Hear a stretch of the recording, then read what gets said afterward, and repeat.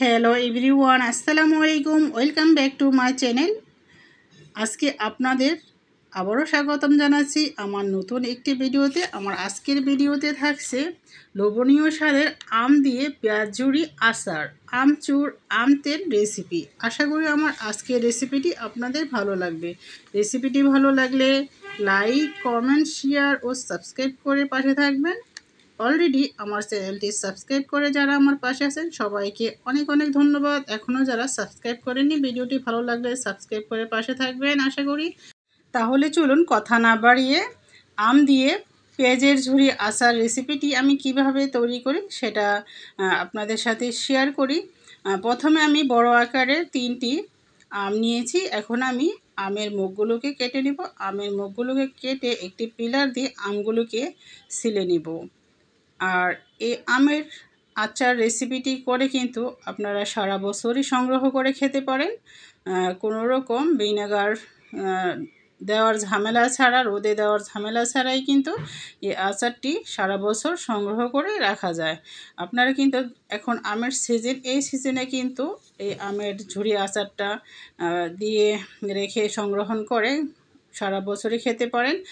জ্বর, ঠান্ডা, কাশি হলে কিন্তু এই আচারটা খেতে খুবই ভালো লাগে। আর সকালে নাস্তার টেবিলে খিচুড়ির সাথে তো কি বলবো, খুবই লোভনীয় একটি আচার রেসিপি এটা। আমি কিন্তু আমগুলো কিনে আনার পর ভালো করে ধুয়ে টিস্যু পেপার দিয়ে পানিটাকে শুকিয়ে নিয়েছি। এরপর আমি আমগুলোকে ছিলে নিব। আমগুলো ছিলার পরে এরপর আমি একটি গ্রেটার মেশিন দিয়ে ভালো করে আমগুলোকে কুচি করে নেব। এটা কিন্তু বটি দিয়েও করা যায়, গ্রেটার মেশিন দিয়েও কিন্তু করা যায়। গ্রেটার মেশিন দিয়ে করলে অল্প সময়ের মধ্যে কিন্তু কুচি হয়ে যায় আমগুলো। আমার আমগুলো হালকা একটু হলুদ কালার হয়ে গেছে, কারণ কাঁচা আমের সিজন কিন্তু প্রায় চলে গেছে। যখন নাকি অনেক বেশি কাঁচা আমের সিজন থাকে তখন এই আচারটা দিলে কিন্তু সবচেয়ে বেশি ভালো হয়। আর কড়া রোদে দিয়ে কিন্তু এই আমগুলোকে শুকাতে হবে। তো আমগুলো আমার কুচি করা হয়ে গেছে। এখন আমগুলোর মধ্যে দিয়ে দিব 2 টেবিল চামচ লবণ। লবণ দিয়ে আমি একটু হাত দিয়ে মেখে নেব। এরপর আমি একটি স্ট্রেনারে করে পানি ঝরিয়ে নিব। আমটা থেকে কিন্তু অনেক পরিমাণে পানি বের হবে। আর স্ট্রেনারে করে পানি ঝরিয়ে নিব অথবা হাত দিয়ে চিপে নেব পানি। এই তো আমি লবণ দিয়ে মেখে নিচ্ছি। একটা স্ট্রেনারে করে আমি পানিগুলোকে ঝরিয়ে নিলাম। এখন আবারও হাত দিয়ে চিপে নেব, অথবা আপনারা কাপড়ের মধ্যে কিন্তু সুতি কাপড়ের মধ্যে দিয়েও কিন্তু পানিগুলো চিপে বের করে নিতে পারেন। অন্যদিকে আমি 3টা আমের জন্য হাফ কেজি পেঁয়াজ কুচি করেছি আর পরিমাণ মতো সরিষা বাটা নিয়েছি, সাথে দিয়ে দিব কাঁচামরিচ ফালি। এখন আমি দিয়ে দিব পরিমাণ মতো হলুদ, দিয়ে সবগুলো উপকরণ একসাথে হাতে ভালো করে মিশিয়ে নিব।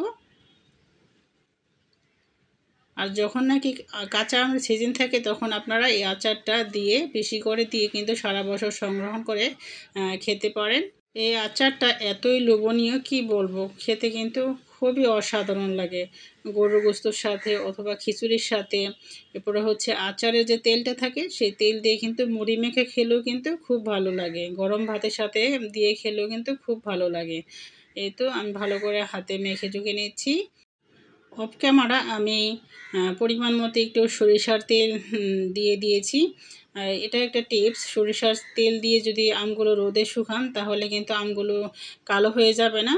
সেই কারণে একটু আমগুলো মাখানোর সময় একটু সরিষার তেল দিয়ে দিবেন, তাহলে আমগুলো আর শুকানোর পরে কালো হয়ে যাবে না। একটা ডিশের মধ্যে দিব না, আমি 2টা ডিশে দিব, কারণ একটা ডিশের মধ্যে দিলে অনেক বেশি ভারী হয়ে যাবে, শুকাতে লেট হবে। সেই কারণে আমি 2টা ডিশের মধ্যে দিয়ে আমগুলোকে শুকিয়ে নিব কড়া রোদে দিয়ে। আর এই আমগুলো আমি 2 থেকে 3 দিন রোদে দিব। যদি কড়া রোদ থাকে তাহলে কিন্তু 2 দিনে হয়ে যাবে, যদি হালকা রোদ থাকে তাহলে 3 দিন দিতে হবে। এই তো আমি ভালো করে হাত দিয়ে ছড়িয়ে দিচ্ছি।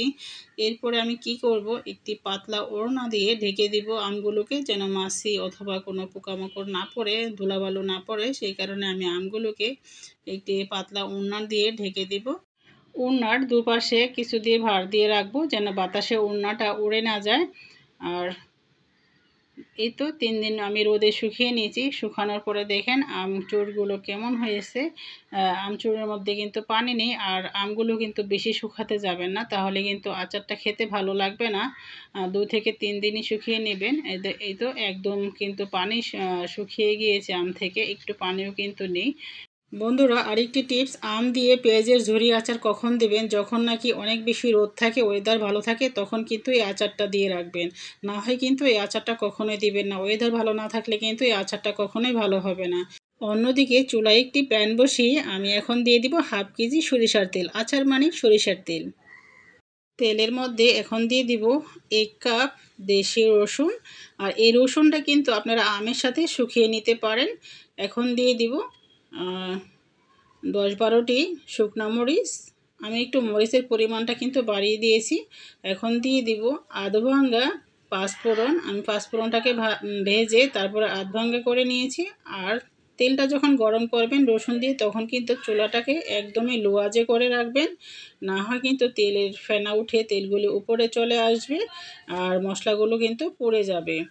আর রসুনটা বন্ধুরা আমি বলছি আমের সাথে শুকিয়ে নিলে কিন্তু ভালো হয়। আমার সুযোগটা ছিল না রসুনগুলো ছিলে আমের সাথে দিয়ে শুকানোর মতো, সেই কারণে আমি তেলের সাথে দিয়ে দিয়েছি। তেলের সাথে দিলেও কিন্তু সমস্যা নেই। দেখেন বন্ধুরা, একদম সুন্দর হয়ে আমার আমগুলো কিন্তু শুকিয়ে গেছে। তেলটা ঠান্ডা হতে হতে এদিকে আমি আমচুরগুলোকে একটি বয়মের মধ্যে নিয়ে নেব। এরপর তেলটা ঠান্ডা হলে তারপরে আমগুলো দেওয়া হলে আমের মধ্যে ঢেলে দিব। আর কি বলবো বন্ধুরা, সবাই একবার হলো এই আচারটা দিয়ে দেখবেন খেতে কেমন। এই তো আমার তেলটা ঠান্ডা হয়ে আসছে। এখন আমি তেলটা কিন্তু আমচুরির মধ্যে ঢেলে দিব। খুবই লোভনীয় স্বাদের একটি আচার।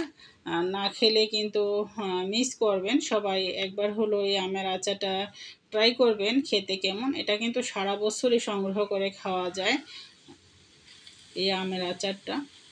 একবার খেলে বারবার খেতে ইচ্ছে হবে।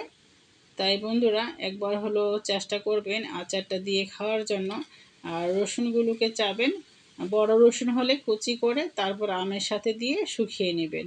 আমি তেলের মধ্যে ভেজে দিয়েছি, দুভাবে কিন্তু দেওয়া যায়। এখন আমি একটি চামচ দিয়ে ভালো করে রসুনগুলোর সাথে পেঁয়াজ ও আমের সাথে মিশিয়ে নেব। বন্ধুরা, আপনারা যারা আমার ভিডিওটি এতক্ষণ ধৈর্য সহকারে দেখেছেন, সবাইকে অনেক অনেক ধন্যবাদ। বন্ধুরা, যারা আমার এই ভিডিওটি দেখছেন, প্লিজ একটি লাইক দিয়ে চ্যানেলটি সাবস্ক্রাইব করে দিবেন। আর যারা ফেসবুক প্রোফাইল থেকে দেখছেন, প্লিজ একটি ফলো দিয়ে দিবেন। অনেকে আছেন ভিডিও দেখেন কিন্তু লাইক দেন না, প্লিজ একটি লাইক দিয়ে দিবেন। এই তো আমি বয়মের মুখটা লাগিয়ে নিচ্ছি। আচারটার মধ্যে আমি আবারও একটু তেল মিশিয়ে নিব। একটু তেল কম হয়েছে, আমি একটু তেলটা বেশি করে দিব, কারণ এই আচারের তেলটা খেতে আমার কাছে খুবই ভালো লাগে, খুবই লোভনীয় লাগে মুড়ির সাথে দিয়ে খেতে, ভাতের সাথে দিয়ে খেতে। সেই কারণে আমি আচারটাকে একদম ডুবো তেলের মধ্যে ডুবিয়ে রাখবো। বন্ধুরা, আমার আজকের আম দিয়ে পেঁয়াজের ঝুরি আচার রেসিপিটি যদি আপনাদের কাছে ভালো লেগে থাকে, তাহলে প্লিজ সুন্দর একটি কমেন্টস রেখে যাবেন। আপনাদের সেই কমেন্টস ধরে আমি কিন্তু আপনাদের চ্যানেলটাকে ভিজিট করে আসবো ইনশাল্লাহ। আর সবাই একবার হলেও কিন্তু এই রেসিপিটি দেওয়ার চেষ্টা করবেন। আম কিন্তু কাঁচা আম কিন্তু শেষ পর্যায়ে, প্রায় এই শেষ পর্যায়ে কিন্তু এসে এই আমের আচারটা আমি দিয়ে নিলাম, কারণ আমি এই আচারটা দেওয়ার জন্য আরও দুবার চেষ্টা করেছি দেশি আম দিয়ে, কিন্তু দেশি আমের ভিতরে পোকা ছিল, সেই কারণে আমি আচারের রেসিপিটা আপনাদেরকে দেখাতে পারিনি বন্ধুরা। এই তো আমি আবারও একটু তেল মিলিয়ে নিচ্ছি, এটার মধ্যে কিন্তু কাঁচা তেলও দেওয়া যাবে। আর বন্ধুরা, এই আচারটা কিন্তু আমি মাঝে মাঝে একটু রোদ দিব, রোদে না দিলেও হবে, তারপরও আমি একটু রোদ দিব। যদি রোদ দেওয়া হয় তাহলে কিন্তু আচারের স্বাদটা আরও দ্বিগুণ বেড়ে যাবে। বন্ধুরা, সবাই ভালো থাকবেন, সুস্থ থাকবেন, সবাই আমার জন্য দোয়া করবেন। আবারও যেন নতুন একটি ভিডিও নিয়ে আপনাদের মাঝে উপস্থিত হতে পারি। আসসালামু আলাইকুম, আল্লাহ হাফেজ।